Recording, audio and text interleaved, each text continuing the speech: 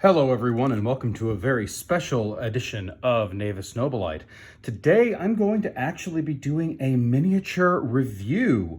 Recently, Vanguard Miniatures released at long last their Helian battleship. And I wanted to show all of you exactly what you get out of the actual box itself. And I want to go over the miniature and give you all my opinion on its overall design.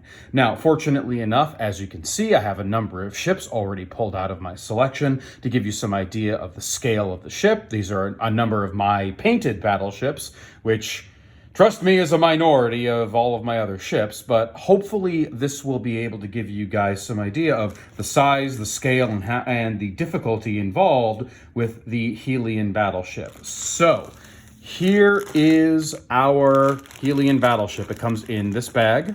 You can see that it is only a pretty small number of parts. They give you a pretty substantial amount of weapons batteries, so why don't we take it out and look individually bit by bit. Here is the main body of the battleship. Now, if you're getting Hagia Sophia feels, I totally am too. It looks like an absolute delight to build. Just to give you some idea, just the main battleship size and scale, it's just the body of it. It's not assembled, obviously. So, size, it is pretty roughly equivalent to, let me just pick this guy up, pretty roughly equivalent to other battleships. So this is the Diasporix slash Desolator equivalent ship. Here is the classic pewter, so I have to be pretty careful, Void Stalker. So again, it's pretty to scale for everything that you would expect out of the Games Workshop miniatures. Here is my Apocalypse battleship, and here is the Helian Dreadnought for scale. It's pretty big. It's bigger than your Imperial Navy battleship going on here. Let me put this guy back on his base so he doesn't try and get himself killed. And this is the Soulforge Studios Grey Knights Battle Barge, and red one on top. And you can see, again, pretty chunky, but still within the same rough scale zone. And finally, for scale, a standard, with the exception of the prow, Imperial Cruiser Games Workshop, definitely bigger scale. So, you have your 3 weapons bays. You have a number of points for placement of turrets. You have the 4 antennae areas here, here, and here. And of course, you have the very nicely placed and designed engine bays. And most importantly of all, right here, there is a key and hole system for the other bits. So let me pull those out now from the bag. So, in regards to the other construction, we have our prow here, which also has a hole for a turret or a antennae, and of course your engine bits. Now, let's open this up. I've never actually looked at these until now, so. Okay, so you have your standard slot and key, which is very nice. Thank you very much, Vanguard, for listening to your fans on that, because trying to force resin to glue together without some kind of pinning is a massive pain in the backside. So there's obviously no sign of torpedo or Nova Cannon option. So if you're going to want to make a torpedo or Nova Cannon option, you will have to customize it yourself. And let's see how well the design is here. Let's see if the key's in nicely. Oh, that key's in very nicely. Look at that. Almost no gap. Maybe a little bit of filing will be needed to make that seamless. And they've gotten rid of that irritating crevasse that the Helian cruisers have. I'm sorry, Vanguard. I will never support that particular design choice. It looks like the front end is just broken and about to fall off. But they have abandoned it for this, thank goodness. It looks fantastic. It looks consistent. The prow matches the rest of the ship. Let's see if I can get a better look at it. So it's a nice, continuous, and standard design. It looks phenomenal. There's not a lot of filing appears to be needed to put this thing where it needs to go, which is a wonderful change from the standard cruisers. So here are our engines. Let me see if I can get into it. There we go. Let's see how well they fit into their slot. Beautiful. Look at that. Almost seamless. Minimal amount of filing will be needed to get that to look beautiful and fit in there.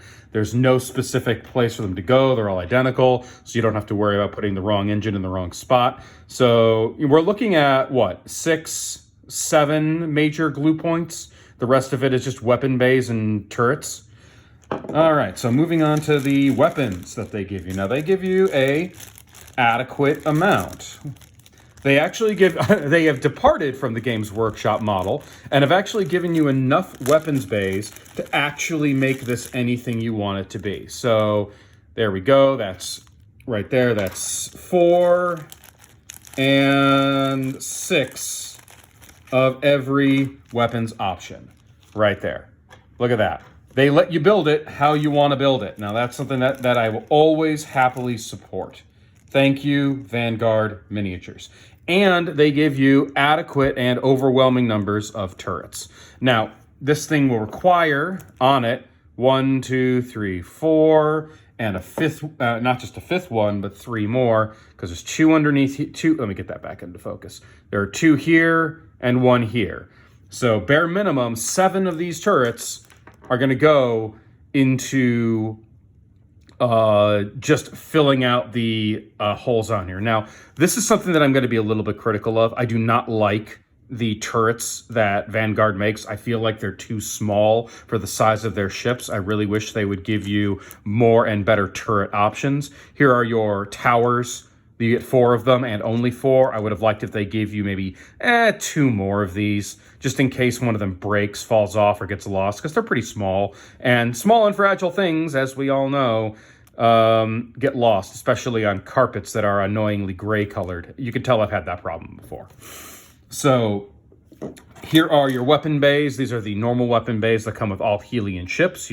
Now, I will say this. These carrier bays and these weapon bays are phenomenal. These lance bays are a massive pain in the backside. This hole is far too small in order to get these turrets securely in, and getting them in there to look good is just a pain. Partially, again, because the turrets themselves are too small. They don't really fill in the area very well. I really wish they gave us other options, and unfortunately, the Games Workshop turrets look ridiculous in there as well. I wish they just redesigned this to make them a little less anemic looking. So that is everything you get out of it. And it gives you basically the ability to make any Imperial battleship you may want. Instead of having 3 in a row, you have 1 underslung into the side.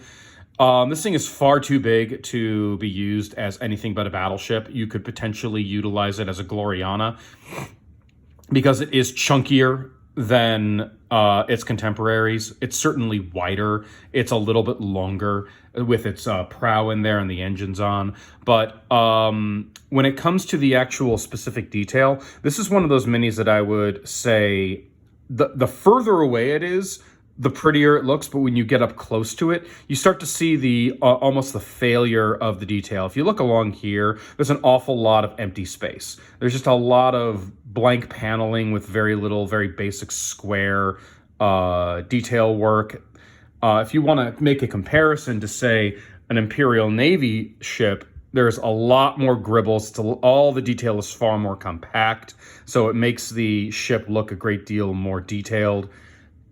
This is pretty normal for the Helian designs. All of them have these unusual areas of just blank, flat area. Now over here on the side panels, the curve kind of helps it. So it makes it look more artistic than just, flat. But look down here. Now, admittedly, you're not going to look at the bottom of the ship nearly as much, but there's a lot more flat, featureless area.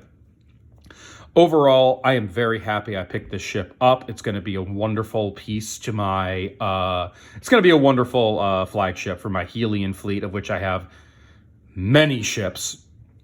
But I would hope that in future design for their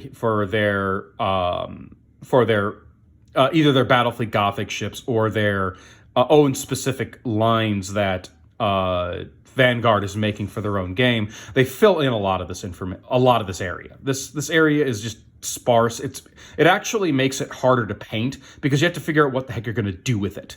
And well, for some people that may be advantageous. For me, at least, I like there to be more concentration of detail. It looks wonderfully cathedral-like. Again, this is the Hagia Sophia in space. The moment I saw the oh, there's also 2 more turrets here. Does it in the bottom? No. Okay, so you'll have to put in significantly more. It's 9 turrets are going to have to go into this bad boy.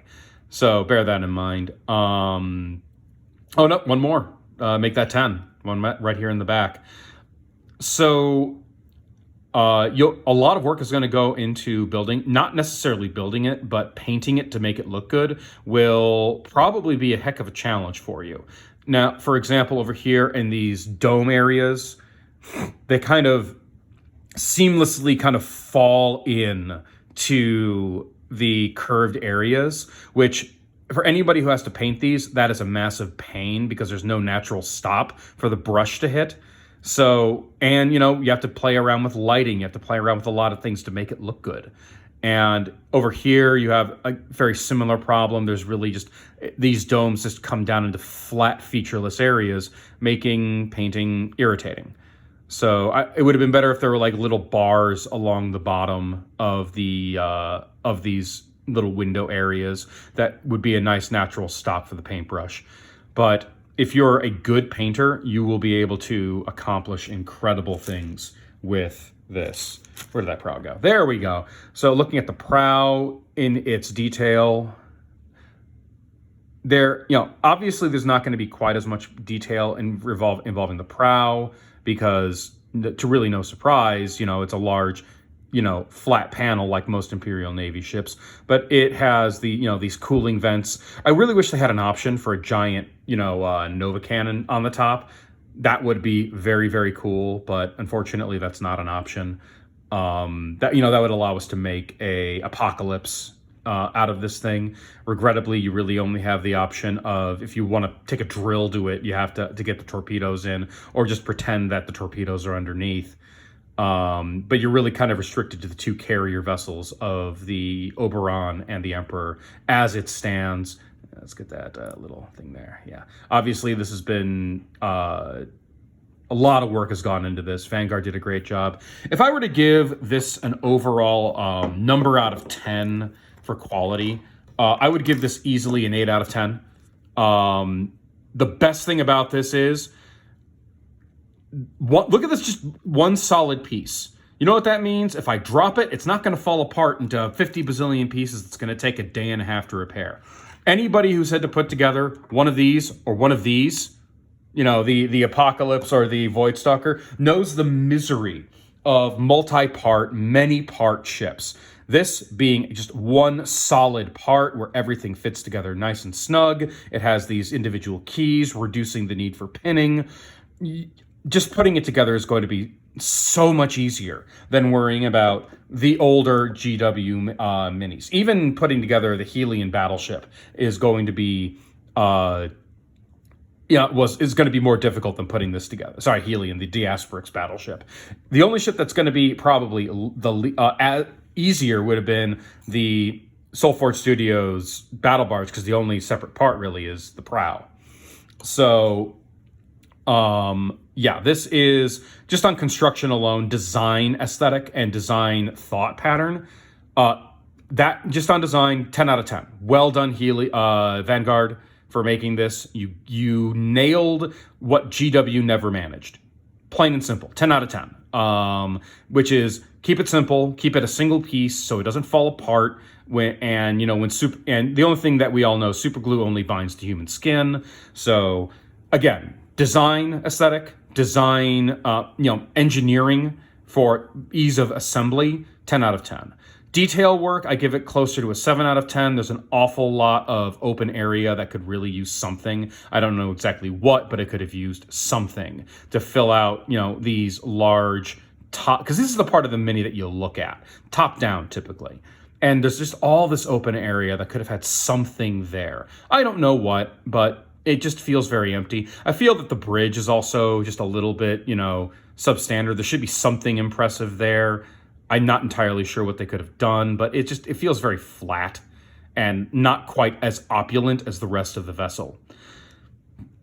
When it comes to actual assembly, a 10 out of 10, flat out 10 out of 10, because putting it together is going to be very simple. There's only so many glue points that you need. You don't need to worry about pinning as much. So when it comes to the kit, what they actually give you, 10 out of 10. They give you enough to build anything you may want, though admittedly, I do wish they had an alternate prow for a Nova cannon or a torpedo option. Right now, if you don't want to worry about drilling holes in the damn thing, you're really restricted only to an Oberon or a Emperor as a design. And I will be making this into an Emperor myself, simply because I don't have an Emperor right now, so this is going to be a really good flagship for that particular fleet.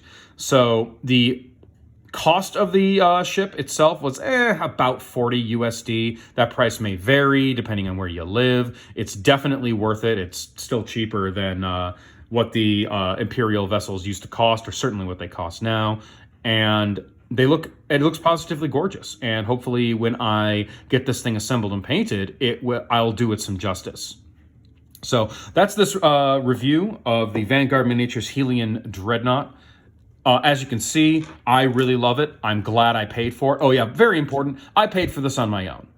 They did not give me this. I wanted it for my own reasons, but I felt that, this was just such an incredible ship that I had to share this, absolute beauty. Actually, one more thing I'm going to do. Hold on one second.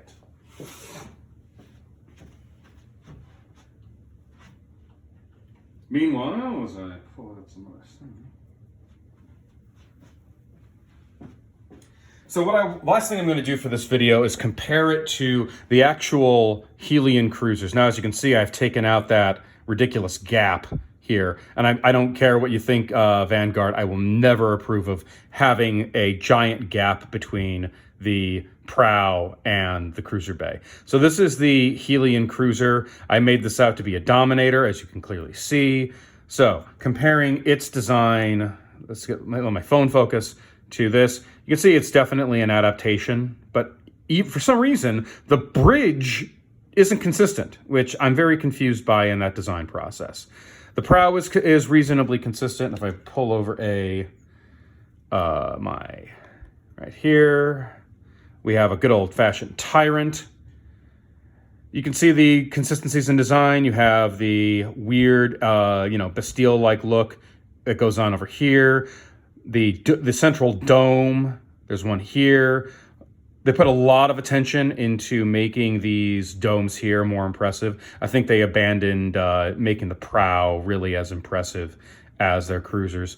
When it comes to the design of the engine, you can see that it's very consistent. It is a bunch of large engine bays with supporting smaller ones. So there you have it. Again, get rid of this gap. Vanguard, remove the gap. It looks so bad and it's such a pain to assemble. So Vanguard clearly figured out what they were figured out and listened to their fans to make their miniatures easier to build. If they keep this standard of assembly, their ships are going to become a very, very hard thing to compete against from other competitors like the 3D printers of Soulforge Studios. While Soulforge definitely has beautiful miniatures, there's something to be said about having a nice resin die-cast mini, because there are just some things you can do with resin that you can't do with 3D printing. Oh, very important point. This is a block of resin, which means when you get it, soak it in warm soapy water and then brush it off with a toothbrush. You got to get that coating off before you can put a primer coat on it, or glue it really, because otherwise that coating will prevent the super glue from doing what it needs to do. All right, everyone, thank you so much for watching this video. I hope to see you all when I continue on into the orcs for my ship overviews. I also want you all to know, for some future content, a very, very kind donator has requested that I go over with Griftifer, the other creator of the Dreadnoughts fan-made rules for Gloriana battleships. We're going to be going over the entire book of Dreadnoughts and discussing where they came from, what they represent for Battlefleet Gothic, how we made the rules for them, and generally how they work.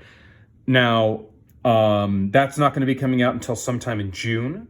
So I'm going to be continuing the fleet overviews, but I also want to bring up that I will be going over campaign rules. I will be going over the base rules of the game in quick, easy to view videos. If somebody has any questions during a game, you'll be able to pull up the video on the given phase, watch it.